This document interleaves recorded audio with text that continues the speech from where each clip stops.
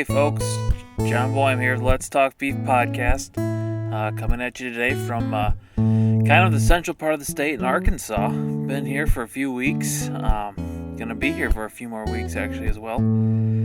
A friend of mine called me up and said he was looking for some help and wanted to know if I was available, and I said, hey, sure, let's do it. So I'm here in Arkansas. They're building a new school here, and I'm working with the HVAC crew and pulling wire and getting stuff ready to get all set up. So it's been a lot of fun, a lot of learning experience here, but, just doing what I got to do for a little while. So been fun, been really wet here in Arkansas. It's been a lot of rain, so, but I definitely would say if you've never been here, to come and check it out. It's pretty cool. So, but anyways, this week on the podcast, I sit down with Eldean and Sandy Flynn of Cartwright, North Dakota. Eldean and Sandy kind of got into the cattle industry a little bit later in life. They took over the cattle from Eldean's dad back in, I think, when they said the early 2000s, when Eldean's dad unfortunately got sick, and he really didn't have much to do with the cattle before then, and but when he did, he kind of went head first and just took it on, and now he's got a pretty good operation there, running quite a few cows on a lot of acres out there in the western side of North Dakota. So, but Eldean and Sandy are just more than cattlemen. They do a lot of things for their community. Very giving people. They're kind of like everybody's grandpa and grandma, always adopting kids and taking them in and giving them a place to stay and whatnot. So just great, amazing people, and hope you enjoy the podcast. So have a good one, guys. Thanks. So today I'm in, so do you call this Fairview, or what do you call it? Cartwright. You call this Cartwright? This is Cartwright. So you call this so we're in Cartwright, North Dakota, with Eldean and, is it Sandra? Sandy? Sandy. He calls you Sandra and you don't like it? He's the only one. It's Sandra when you're making the point. Yeah. So you make lots of points, huh? So we're in Cartwright with Eldean and Sandy Flynn. And just been sitting here talking for the last couple of days, getting to know each other. But just kind of, I'll let Eldean start here and just talk about kind of, how did he end up there? I mean, your dad bought this place, but how did your dad end up here? Did your grandfather start in this area, or how'd that? Yes, he started over at Fairview Door, and then Dad started, and then he was doing, that was back in the 30s, 40s, a lot of horse trading going on, and then finally they got sugar beets going in the valley, and Dad has always been raising sugar beets, and then he would feed cattle, sheep, and my dad run a lot of sheep. Really? Yeah, we there was 2 or 3 other ranchers over in the valley that would work with him, and 500,000 head of ewes lambing, and then we'd go up on the Indian reservation around Glasgow. And a young teenage kid, well, I wasn't even a teenager. I'd have to take my turn up there in the sheep herder's wagon 2 weeks at a time, watching the sheep. Really? Moving them to water. Huh. You're 40 miles from the nearest person. That isn't fun. Yeah, by yourself. Yeah. For 2 weeks. Yeah. Sheepers. But if I go over the hill a couple miles, there was one of Dad's partners over there with the band of sheep. Okay. It wasn't that I was by myself. Yeah. But you kind of. Yeah. So then I become old enough to start farming, and of course we started farming some beets. And back then you didn't have to have as many acres you do now. Mm-hmm. And then I would probably work out in the wintertime and drive truck, drive semi. And, So when did Dad start the cows? He always had cows, but when he bought this place, and that would have been 80... 60s. Oh, okay. Yeah. Time flies. Yeah, okay. And then he pretty much stayed in the cows. They tried some sheep, But we got too many coyotes over here, Yep. and the coyotes would eat the sheep. Yeah. So he finally had to quit any of the sheep. Are they a specific breed of sheep or just commercial? I mean, Targhee. Targhee. Yeah.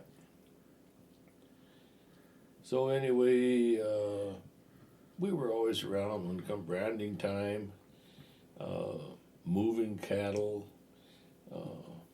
Yeah, we always found time to help him. And my dad would always buy broncs. And then as we were working, moving the cows a couple miles, we'd ride these broncs. And then by the end of summer, he was able to sell a broke horse. Mm-hmm. How many times I would walk home because I'd get bucked off out there. But these had been horses that were troubled. I mean, something's wrong with them. So, yeah. So did you have to go catch the horse, or did it work its way back? It would get its way back. Yeah. Yeah. So, last time I guess we were on one, and normally you can tell when a horse is about to blow. So you run him up a hill, and then walk down the other side, and run him up another one, get him tired. And this horse did pretty good. And then until we were just about home, and he got into the creek, and he blew up. And I thought, man, you sucker, you just drowned. He got his head underwater, and he was blowing up. And I thought, I could end up drowning with him. And he got me off. And I said, that was it. No more horses. We just, no. You either get me a good horse or... Yeah. But by that time, I was starting to get a little older that it hurt more when you hit the ground. Yep. So was your dad a horseman? I mean, was he like a quintessential cowboy type? I mean, was that... He just loved horses. His mouth would water when he would see a team of horses. Yeah. Man, he always had nice looking horses. He liked blacks. And he was always trading horses. And he wasn't a good cow roper. He couldn't throw a good rope. Mm-hmm. But, So your dad bought this in the 60s, he said? Yeah. So how did he obtain this place? There was two old bachelors that lived here, and then one died, and then before the other one got the estate settled, and he died, and then it was put up for public auction because the nearest relatives was in Wales. Mm-hmm. And so Dad decided he was going to look into it. There were just cows and no irrigation or anything. My dad did put irrigation out of the river here. And, So, with that, we started brushing ground, clearing it off. Got bigger fields to irrigate. Mm-hmm. So tell me about these two bachelors. You had a pretty good story there earlier in the week. I don't understand why, but they had a neighbor that would come down every night and lock them in their shack. And every morning, the neighbor had to come down and unlock it. I mean, a big 2x6 board, that was on some hasps that held it in. I still don't understand it. Mm-hmm. The windows all had shutters on them, and I don't know, but whatever happened to that neighbor if he got sick? They were stuck all day. Yeah, or even longer. Yeah. So then as time went on, they put up a Sears and Roebuck house that you could order, and a big 2-story thing. And it was more prestige in Wales the more doors you had in it. And the house had 43 doors. Well, at least. Jeepers. Yeah, it was every little nook and cranny had a door on it. 2 screen porches with 2 doors, one on each end to go in and out. it was unreal. But anyway, it was the first electricity in the area. So there was like 2 outlets downstairs, and 1 light, and 2 outlets upstairs, 1 light, and that's all this thing had. Yeah. So the house was still here when your dad got it? Yes. And he lived in it for a while. Yeah. Then he put himself up a house. So then when we got married, we lived in it for a while, and there was bats in it. It wasn't good. The wife kept complaining that the curtains on the west was freezing to the windows on the east. The wind blew through it. Yeah. So then that's when we put this little house up. So when did you start farming yourself then? Oh, 64 probably. 64. And you were doing wheat, sugar beets, all that stuff? Yep. And then still work out in the wintertime. Yeah. So then when did you take over the cows? How did that? Well, Dad ended up with cancer.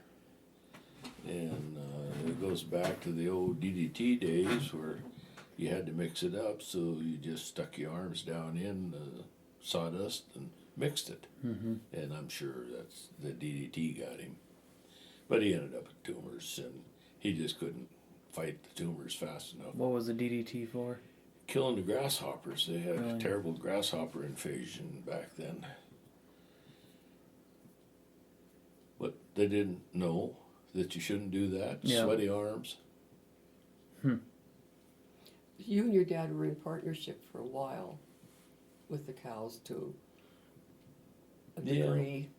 Yeah. And then when he got sick is when we took him. Yeah. Had us take him over.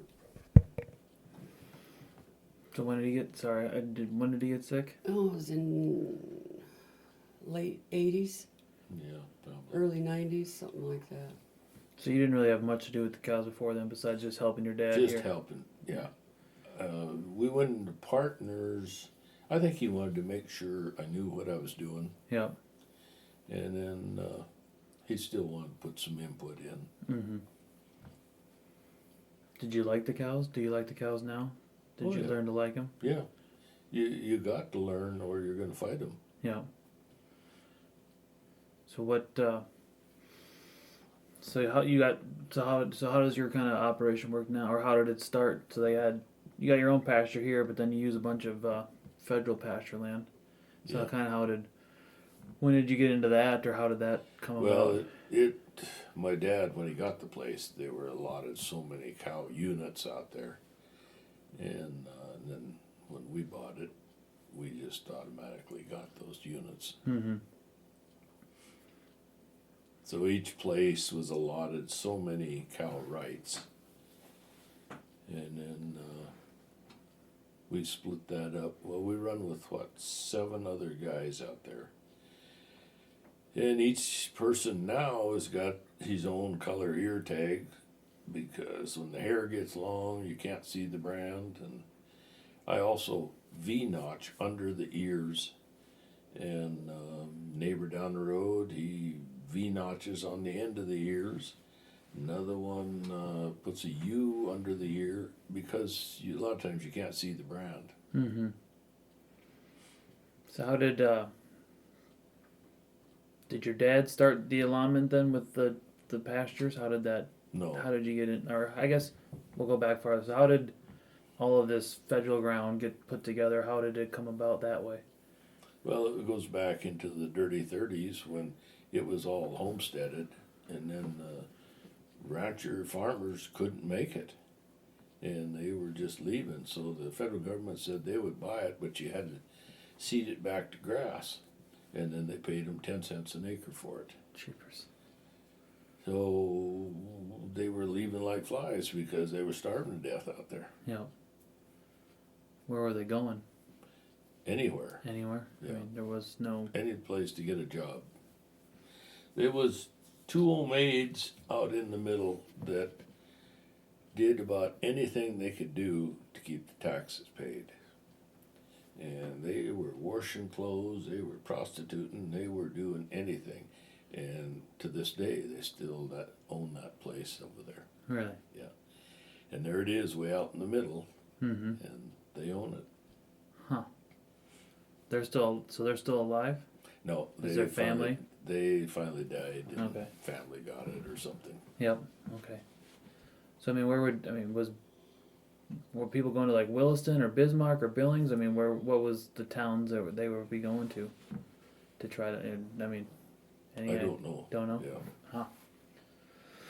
So the government bought it. All of this. So how many? Any idea what the total acreage is out there? In this one pasture that we run is 100,000 acres. Yeah. But how many pastures are there that other people run? Lots. I don't know. Don't There's know. lots. That's yeah. a big number. Mm-hmm. So they bought it in the 30s, and then it just sat there for how long? I don't know how long, but finally the group of farmers all got together and formed an association, and then made a deal with the government to lease this land. And then, depending on how many base acres you had at home, you were allotted so many cows. And that's how basically they arrived at how many cows. Mm-hmm. So were those, excuse me, so were those two bachelors part of that deal? Is that how this ranch got into that? I guess I honestly can't tell you for sure what happened, if it was them or I don't know. Because so when your dad bought the place, was there beef cows here? Yes. And part of the allotment already? Yes. Okay, so he just took over that part of it. Huh. So you got 100,000 acres of pasture out there that you run with 7 different guys? Right. How many cows do you guys run out there? There's about 1,000 head. 1,000 head. So each of you got the same amount of head, or you got different? Or you said it's based on your home acreage. Yeah. So some guys are bigger, some guys are smaller. Right. So what's your restrictions? Are there I'm sure there's restrictions. It's government property. So what are kind of your restrictions, limitations on using the pasture? Well, they tell you when you can go in, they tell you when you got to get out, and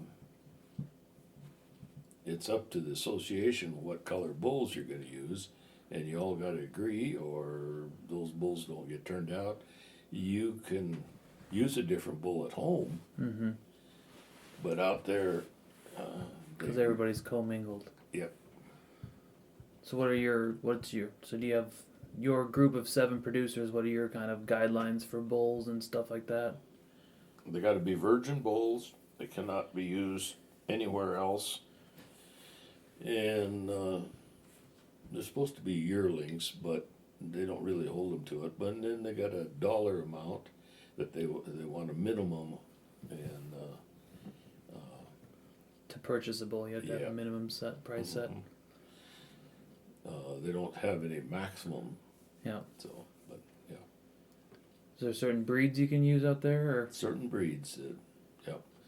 Horned Hereford, Polled Hereford, Black Angus, in my pasture. Yeah. Now the pasture next to me, they got like 7 different breeds they can use. So what do you primarily buy for your bulls? Just black. You just buy Black Angus bulls? Yeah. Pretty much everybody in the pasture runs black because they don't like to dehorn. Okay. So what is it like? I mean, you got all those 7 different guys' cows out there. So what's it like? I mean, do you have a big roundup at the end of the fall to try to separate them out, or how do you sort at the end of the year? Well, we've got it split A, B, and C pastures. We've done this. It used to be one great big pasture, and yes, we had to all get together and work. Now with A, B, and C, we turn into our own pastures, kind of. And the cows at the fall of the year kind of know where home is when you run at home with them. And so we go out, and the wife and I, we just use 4-wheel drives, ATVs. And you just holler, "Come on home, girls." So. And they start. They know where the gates are. They do, huh? They come home, they're standing at the gate waiting for you. We have a few neighbors, cattle, and as soon as we get them in, well, we haul them down to them. Okay. That's kind of what you do. So if you, couple cows and calves come in, you just sort them off and Yeah. throw them on the trailer, and so you know. Yeah, that's what we all have to do out here. Yeah. So, And I do have some that go way north. It's usually some cows that I've bought who not used to where home is. Yeah.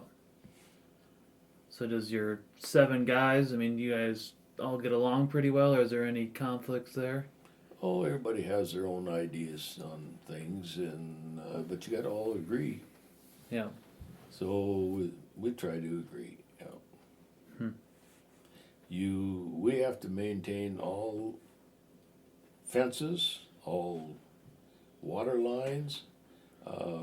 We quit putting dams in because the requirement now is shallow dams, and we get too much algae out there in the summertime. It takes a deep dam to keep cool water. Cows like to soak their feet in a shallow one, but Yeah. and they'd rather drink fresh water. But I don't know. We've got probably 30, 40 miles of pipeline. Really. And we're starting to replace the first pipelines that they put in. Oh, when was that? I don't know. before our time. Yeah, I know it, but anyway, now we're putting them 8 foot deep. We used to have them only 2. Because we didn't have backhoes or anything. Yeah. Now everybody's got backhoes. And you got one sitting over there. Yeah. But, yeah, so now we're putting them in the 6, 7 foot deep. And, yeah, it's working good. So that's all considered public land then. If you got Yes. any, so do you have any problems with people driving around, walking around, doing anything? Is there any? There always is. There's Yep. always something going Yeah. on there. Yep. If there's not somebody out there shooting, there's somebody out there driving, there's, not supposed to. They use it for a garbage dump. Yeah. Oh, really? A lot of people do. Well- or to abandon their.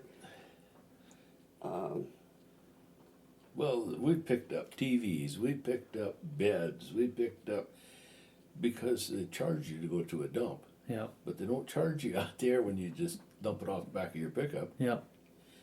Forest Service won't pick up any garbage.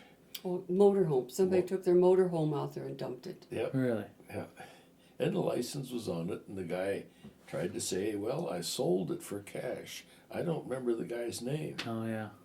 Well, it got shot up and Yeah. oh, it was horrible. Yeah. So what did you guys have to take care of that? We finally drug it to the road, and then Forest Service hired somebody to come pick it up and take it off. Huh. Yeah, these people that say they have a right to go out there, and they do, but you're supposed to walk. Yeah. Well, and respect it. Don't dump your garbage out there. Yeah. Because then the cows get in it and whatever else. And Yeah. Somebody did you like try to hide it somewhat, or was it just on the road? Just they just dump it in the. Back in the pasture someplace, you know, where you could unload your pickup without getting seen, yeah. and then get out of there.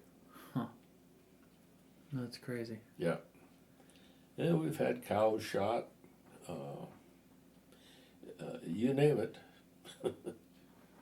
Has it been? I mean, is it? It's probably not relatively common to get them shot, is it? Or is it? Every once in a while, or is it kind of I lose 2 a year or something like that? Oh, there was kind of a siege of it there for a while. We had 7 of them shot. The year before that, we had 2 cows and a bull shot. And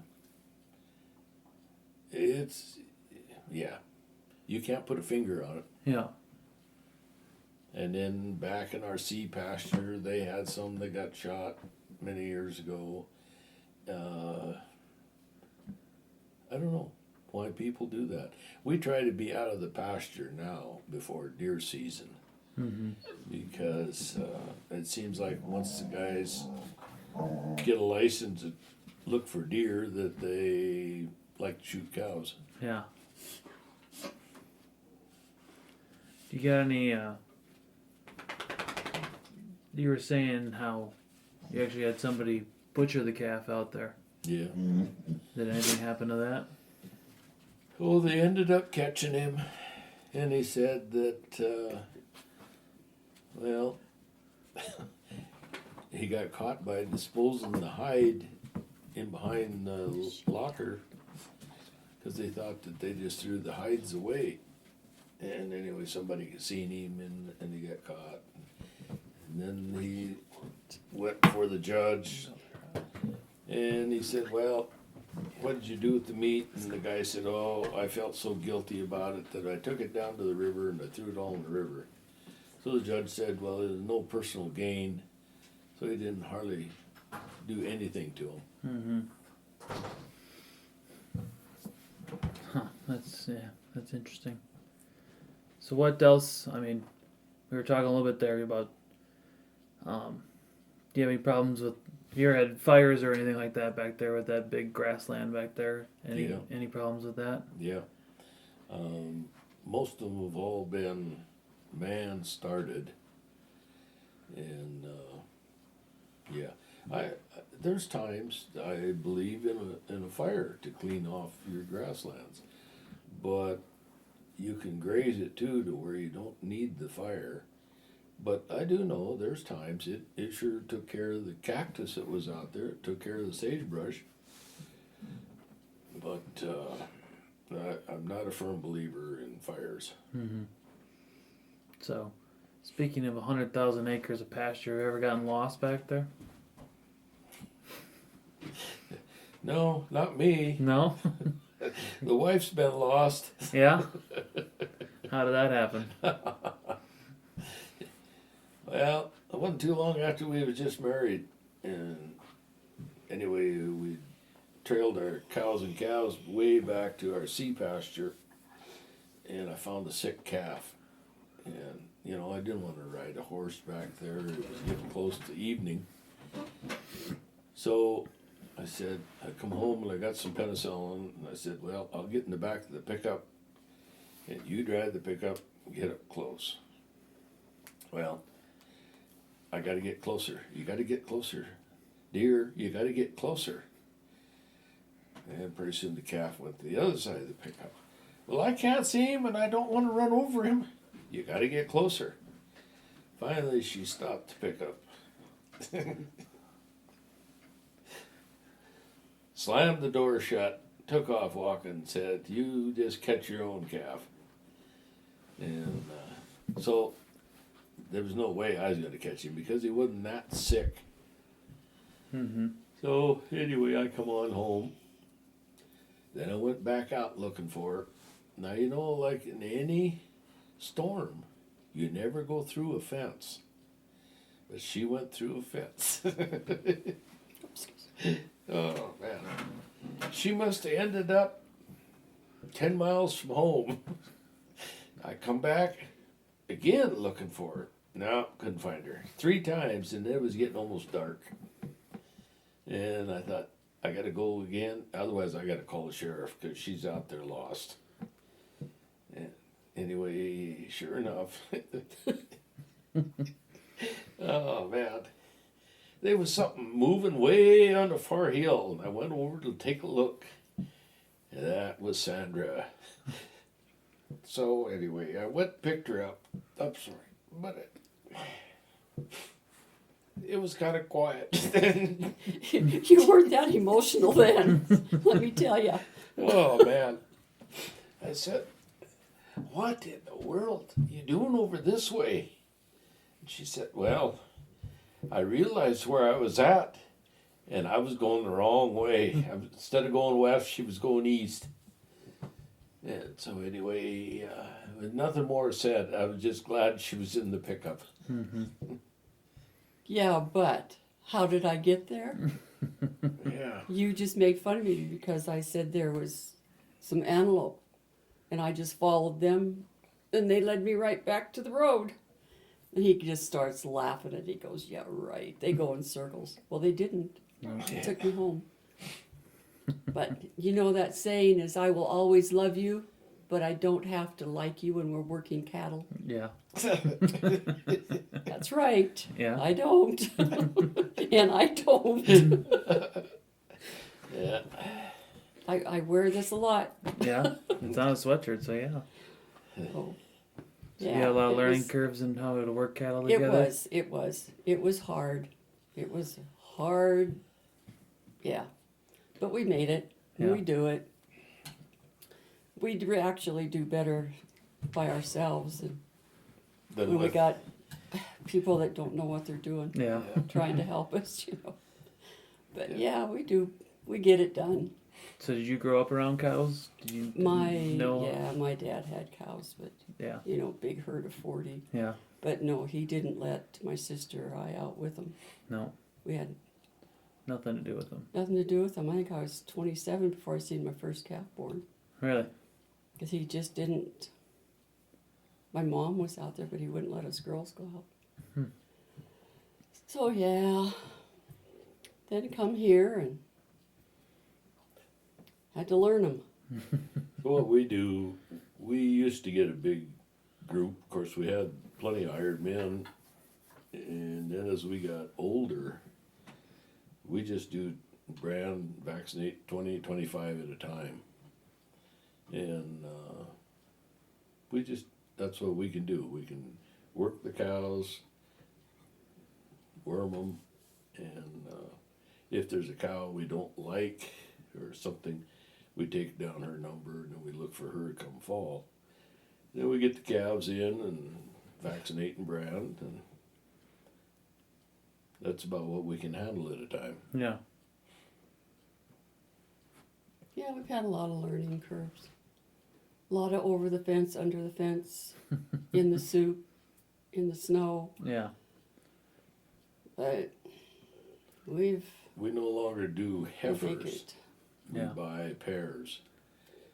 And, we've had a couple wrecks on those. We tried to buy good gentle cows, and we thought we were getting some 45 gentle ones. And they was so dadgum mean, I'm telling you. What do you do? And that was when you're paying the high $2,500, $2,700. Yeah. They were good cows. They raised tremendous calves. Come fall, we said, hey, let's get rid of those things. And Sandra would say, but look at the calves. They're 100 pounds heavier. Yeah. So we still got them. Yeah, we still got them. Yeah. So do you like the cow? Do you like cows? Or is it a love-hate relationship?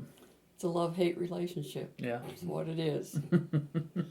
Oh, you know better. She's out there checking cows. And, Because I have to. oh, yeah. No, I do and I don't. Yeah. I don't mind feeding. I don't mind doing that. It's just being so tied down. Mm-hmm. Don't like being tied down like this. Not at this age. Yeah.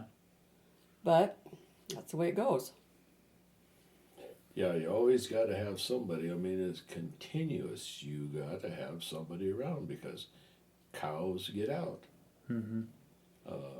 When you got deer around, the deers are constantly breaking the fence. And yeah, we had one that got out on the road the other day, and somebody's got to be around. Mm-hmm. So how much longer you think you got doing this? I don't know. Is that the big $1 million question? I had a heart attack and 6 bypasses, and I wanted to get out of them. Mm-hmm. And then my boy all of a sudden decided he didn't like cows. Yeah. So we had to take him back. I don't know. There's another person that wants to rent them, and we may go that route. But I'm a type A person. I gotta have something to do. I'm ready to go to Walmart and run forklift. Yeah. I can't go to town and sit. That's not for me. Mm-hmm. And she's the wife. She's always puddling and doing something. Oh, I don't know. But I couldn't stand going to town either, No. truthfully. Couldn't. I just too many people and too close quarters. Mm-hmm. If I want to go out here and holler and yell and scream, Yeah. I can in town. I can't do that. But no, I don't. Yeah. It's hard. It's tough. It is tough. I seen what it did to my dad and his dad, and I don't want that. Yeah. Yeah, it seems like once they get to town, It's done. it's done. You can almost say in less than one hand how long you're going to live. So how long did your dad? So when did your dad move to town, and how long did he? Probably 2 5 years? Yeah, 2 I was going to years? say 5, but yeah, maybe not. Yeah, it just, That's about what it was for my dad too. It was Yeah. 2 years. So did your dad just ranch farm or He what? farmed and Yeah. had his few cows, but he was dry land farmer. Yeah. Just Because you're over by Billings. yeah, north of Billings, Broadview. But yeah, it's I don't know what he had. well, he was a 3 big sections. dryland farmer. Yeah, Did he, Did he sell the farm, or did you have somebody take it over? Or how? I mean, he sold it. he sold it. Yeah. It was time. He was getting old, you know. I mean, but he should have found something to do. You just can't take somebody who's used to going out doing something and then put him in a house in town. Yeah. Where do you go? What do you do? So yeah, well, both our dads had health problems, but still, it's too soon. I think they'd been better off out in where they were. Mm-hmm.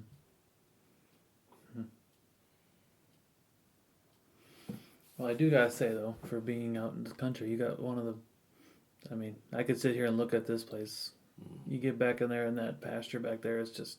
it's pretty, isn't it? It's nonstop, man. You just keep going, man. This is crazy awesome. I mean, Yeah. it was just. I kept telling her to stop the side by side so I could take pictures. It was just crazy. I mean, it's something else. Well, it's green. A lot of times this time of year it's burnt off. Mm-hmm.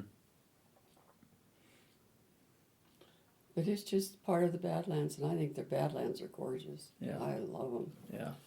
And then you go back in there after a rain, and you have the reds, the blues, the grays, the greens. Oh, it's pretty. And then the flowers.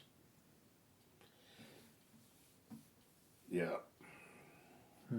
We had a pastor that would come and go back up on the hill, and where you could see Sydney and Fairview. That was his, just to unwind. He'd just go sit up there, Yeah. look around. Because It how was far is Sydney? 20? 20 miles probably. Yeah. And you can see it pretty easy. Oh yeah. Yeah. Yeah. Huh. But when you're sitting on the hill, yeah, it just looks like it's just over the bend. You know? Yeah. So what was it? So you were showing me pictures. So what was this? What was this spring like? This was one of the worst ones we've ever had for flood. Because you're right on the Yellowstone. Yeah. I mean, the Yellowstone's right over there. It comes from warmer country, it comes south, from the south, and it tries to go north. Well, the water's warmer from the south, and it hits this, where it's got to go north, and it's just ice, and it's pushing ice, and it makes a big horseshoe bend, and it can't push north, and it just comes across. Oh, this was a bad one. Yep. The worst you've seen? The worst I've seen. Yep. We had another one other time that was kind of bad. And, yeah. Trees out in your field, and the silt fills all the drains, and your water can't drain away. And, yeah, it was a mess. This was the first time in what, 80 years that a lot of people on the west side of the Yellowstone at Fairview, around the Fairview Valley, got flooded. And it was, the whole valley was flooded almost. Yeah. It was bad.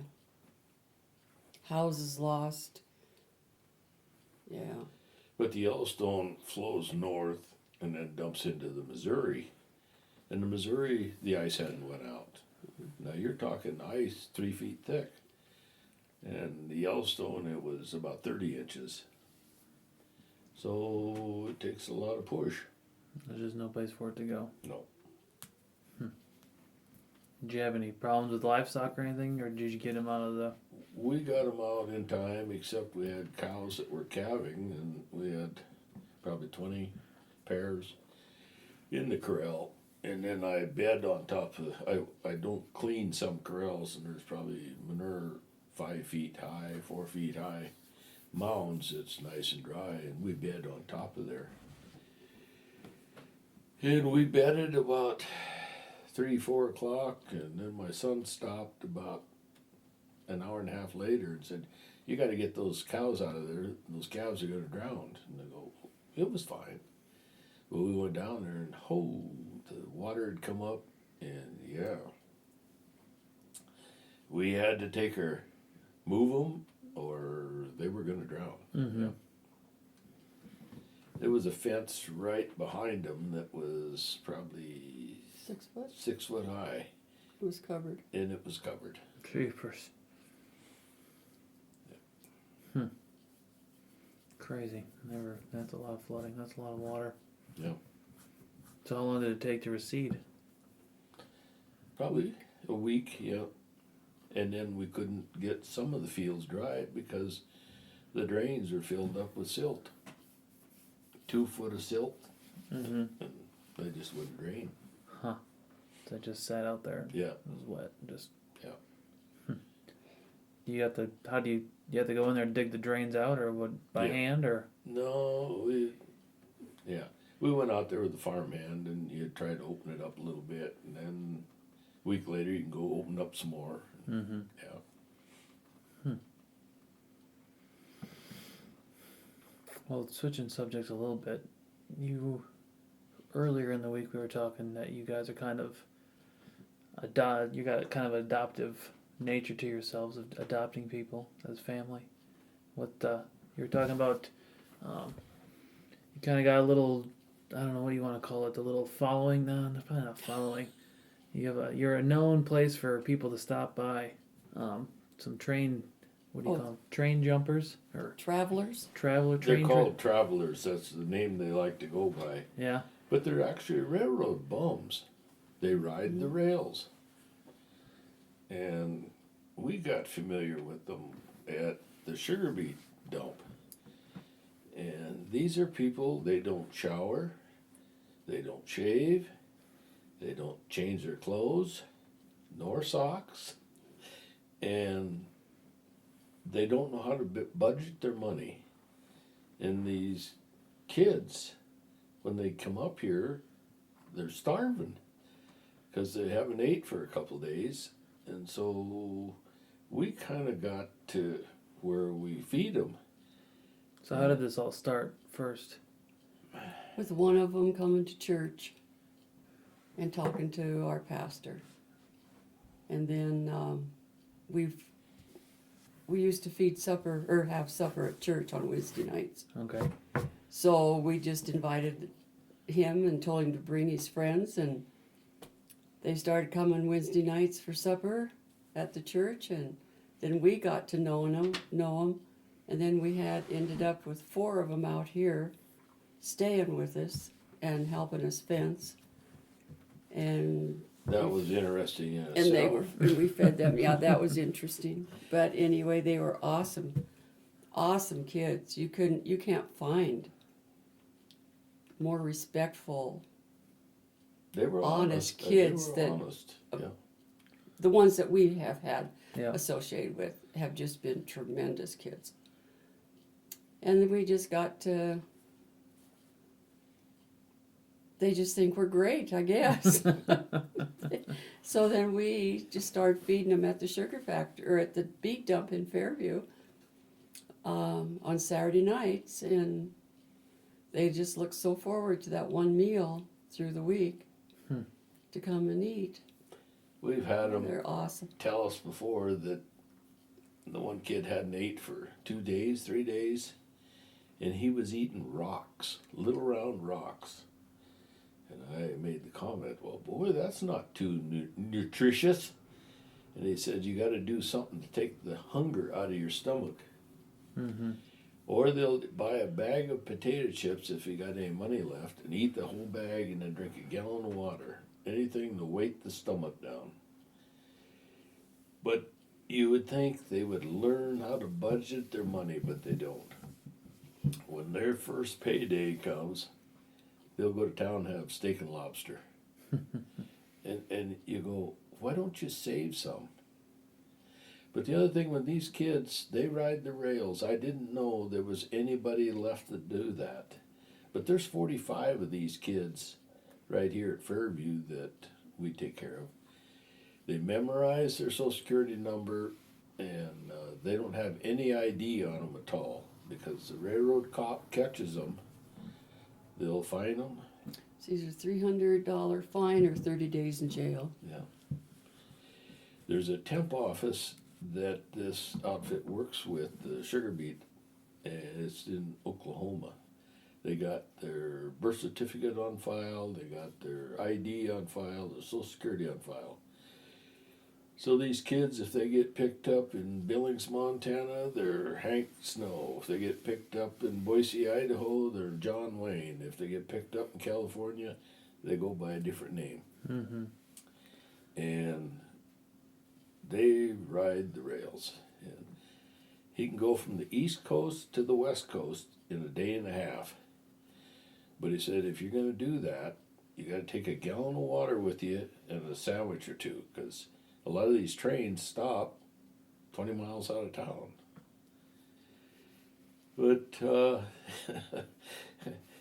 my wife was interested in maybe doing that. Yeah. And anyway, they were sitting here at the table saying, well, if you really want to, you know, you could, we could take you to Minneapolis and back. And, well, how long would that be? Well, you know, give yourself 2-3 days. And anyway, I said, well, what do you do when nature calls? Well, you just hang out there on that coupling and 70 miles an hour and go to the bathroom. And so anyway, the wife said, no, I don't think I want to do that. But, these kids, I said, well, where do you ride on these trains? And, well, there's all kinds of places. And I said, well, it'd be nice if you get in where they're hauling cars, huh? They're kind of caged in there. Oh, yeah. He said, those are nice. He said, if it gets cold, you just start a car up and let it run. If it runs out of gas, you get out of that one and go get in another one. Huh. But, they don't like to ride in cold trains because that coal dust is always blowing all over. They like the pusher engines on the train. And there's air conditioning, there's heat, there's a bathroom in there. But these are a kid that know how to live. I mean, they know what weeds they can eat along the railroad track. I was asking them, do you ever fear for your life? And 3 of them said, nah. One of them said, yeah, there was one time. We were up by Havre. There's a big railroad stop. And he said there was 40 of us sitting there. We were all talking around a campfire. And he said, there was one guy that kept eyeing me. And he said I'd move to get away from him, and he would kind of move to get closer to me. And he said, I just had the feeling that guy is going to either rape me or kill me. And I made the comment, man, I'd carry me a gun, a pistol. Nope. Said, that'll get you thrown in jail. Bear spray. Then he said, as the evening went on, people were going off to their campsite. And he said, it was getting down to where it was getting close to me and him. And he said the cops raided the place looking for somebody. And he said, I run as hard as I could till I hit the highway and then thumbed a ride out of there. But these kids don't want to take a free handout.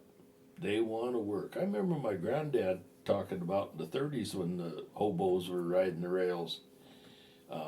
they'd maybe stop for something to eat, but they would always split wood. They wanted to work. Well, these kids we had, they didn't want to take a free meal here, so they were going to help us fence. And there's 3 of them down there. Why, my wife can lift that post pounder herself and pound a post in. Well, one to take a whack, and he was tired. Another one to lift it, he was tired. Another one. But anyway, they really thought they were doing something, but they have no strength, no muscles. Why? What drives them to do this? Like, what? Why are they doing? Why are they just riding trains? Just to do it? They, how do you say it? Just want to exist.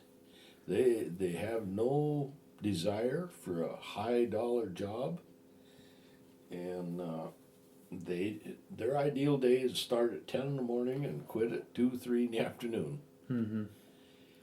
But there's some of them that's, I don't know, they got a car or a pickup, and they're called a roadie. And these other ones will pay them so much to ride back and forth to work. But when they're done, we've had them, they would take off for California, Denver, Washington State, Florida, when they were done. Not a lot of them, but a few of them are all very well educated kids. Well, come college from, kids yeah. that We had quit one, to go do something else and then go back, and they come from, some of them from very well-to-do homes. yeah.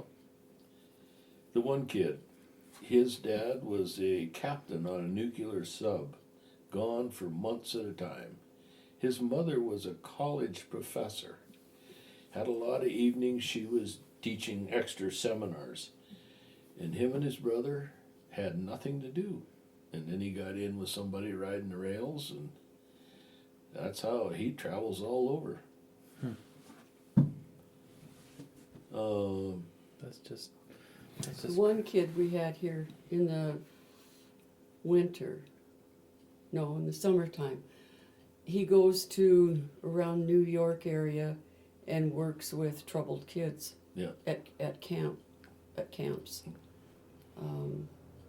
Can't think of the actor's name that has that camp up there, but they're very smart. And the other kid was going to be a marine biologist and quit. And Halfway through his college. Yeah, and he quit, and he is a fantastic artist now. And they've just all, most of them, as they've gotten older, quit the rail thing and decided they'd better do something with their lives. It's kind of a phase thing. Kind of a phase thing they were doing. But the very first one, remember that girl he was going with? Her and her mom were doing. Yeah, they would ride the rail back and forth from California to Arizona for work. And he met them, and she was like 13 at that time. Jeepers. Yeah. And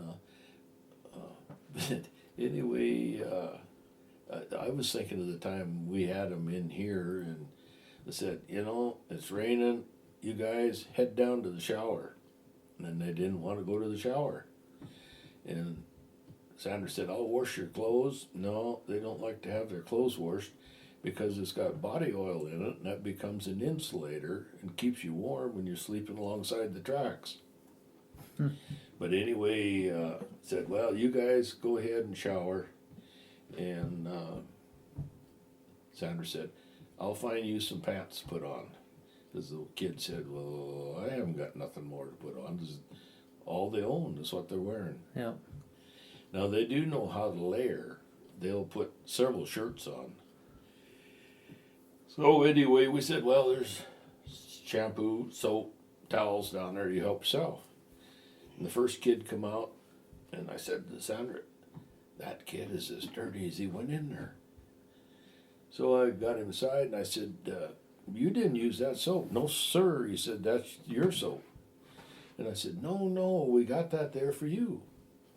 But their thing is, unless they give it to you or tell you you can use it, that's theirs. And they won't touch somebody else's stuff. So I told him, You use the soap and shampoo. Thank you, sir. And then the other one heard me say that, but the other one, until I told him directly, he wouldn't use it. Huh. But it's like if they have something in their pocket, a jackknife, they will never ask you to use it unless you offer it. Because they don't own anything, and what they own is theirs. Yeah. They left it when they left. They left us a note thanking us for having them out here and the way we treated them and whatever. And in that note, they said, "You guys are the closest thing to Jesus that we have ever seen in our lives." Wow. I mean, that meant a lot. Just Sure. to have somebody love them Yeah. and to care for them. So We gave them an old pickup, and oh my gosh, you thought we'd given them A Rolls Royce. Yeah, how long has this been going on? 8 years, Yeah, something like that. They'll be back here pretty soon. yeah. Yeah, the original 4 aren't back now, but we've met so many of the other ones at the beat dump that Yeah. they're But just they know where like you are, I'm family. sure. Yeah, The original 4 they are. still call every once in a while. Yeah. Mm-hmm. Said nobody cared for us. Nobody, Thanksgiving they would call, Christmas they would call. Yeah. Yeah, pretty good kids. That's cool. Very, very respectful kids. But there's, they drink, they smoke marijuana, never in front of us. But there's some that are a whole lot worse. There's some that are burnt out on drugs. Mm-hmm. We had one that come in that we were concerned. But anyway, we didn't have any problem with him. But yeah, there's all kinds. Yeah. We just happened to get the really good Well, ones, and then we haven't gotten to really know the others Yeah. like we did these 4. Yeah. So yeah, it's pretty fun. Yeah, that's cool. I'm glad you guys shared that with me. And we pretty much adopt anybody and everybody. I've come to find that out. It's pretty easy. Everybody- You guys like to do that for sure. Everybody calls us grandma and grandpa. yeah. That's why your license plates are what they are. Well, kinda. Yeah. Their license plates are me too, grandpa, and me too, grandma. So that's pretty cool. Now with 20 grandkids, you gotta have something. And then Yeah. this is a safe house for domestic violence. It's been that for 30 years. Hired men all got used to a different face coming out of the basement every once in a while. Yeah. We've had all kinds, but I was thinking of the last one that we turned down. We don't allow any phones out here, and the ones that we get fear for their life. There's a safe house in Sydney, safe house in Williston, but we get the ones that the wife figures the husband's going to kill her.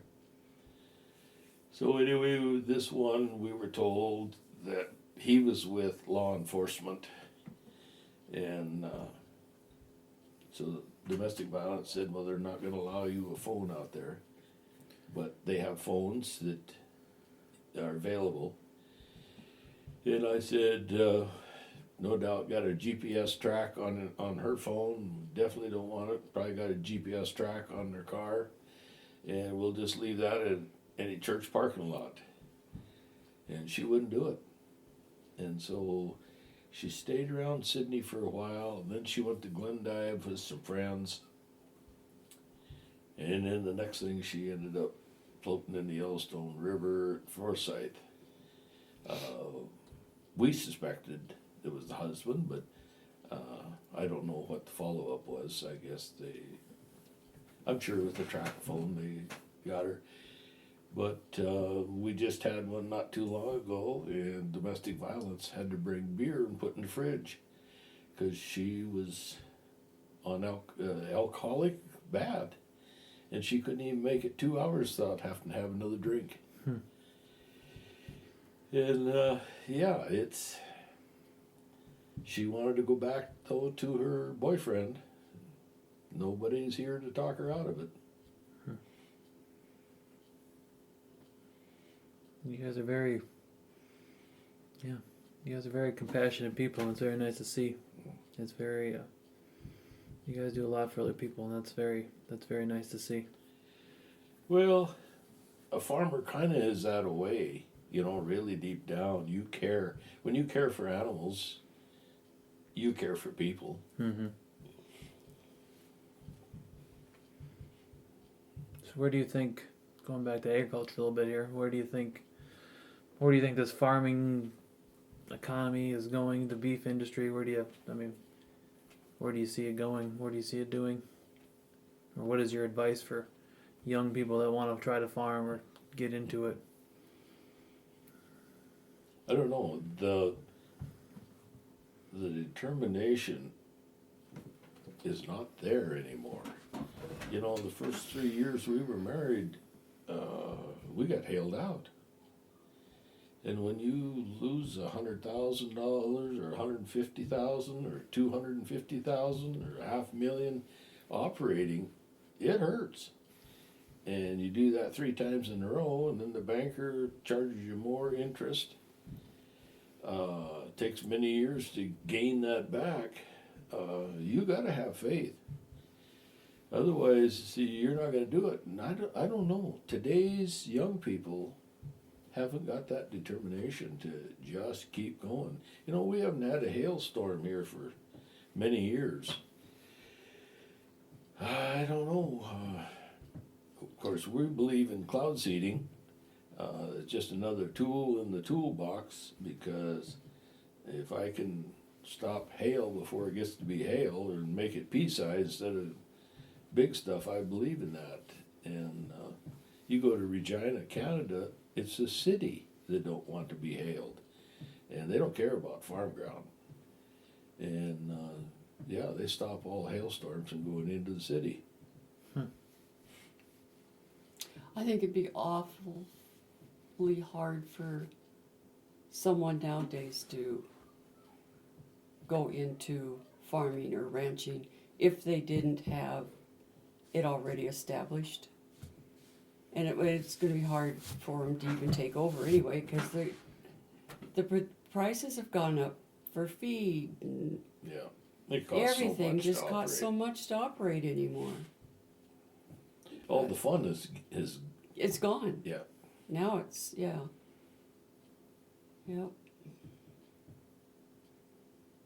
But it's a good way of life for kids. I think every kid should have to grow up on the farm and learn responsibility and I believe that too. and work, and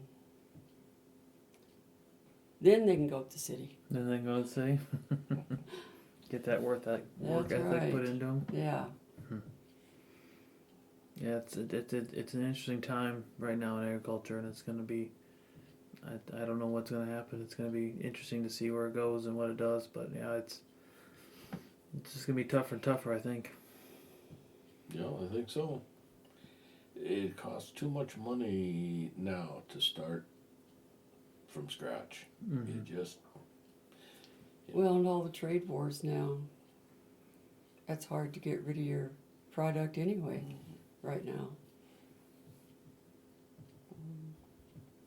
When I started in sugar beets, if we had an 18-ton crop, we had a bummer year. And 15 sugar, we were having a good year. Yeah. Now, Now you can get a 40-ton crop of beets because they've bred them better, but the seed is so expensive. Fertilizer. We do 120 bushel wheat, and you can't even make expenses. We only use it for, I need straw, and for rotation on sugar beets to clean the weeds up. So what do they say now? The wheat straw is worth more than the grain, actually? just about. It's crazy. Well, Yeah, none of the row crops are really, I mean, the grains are really worth anything Yeah. right now. We've tried bees, we've tried all kinds, but under irrigation, you got so many more expenses. It don't work. yeah. But all I can say is I'm glad we've had the cows to fall back on Mhm. for income, really.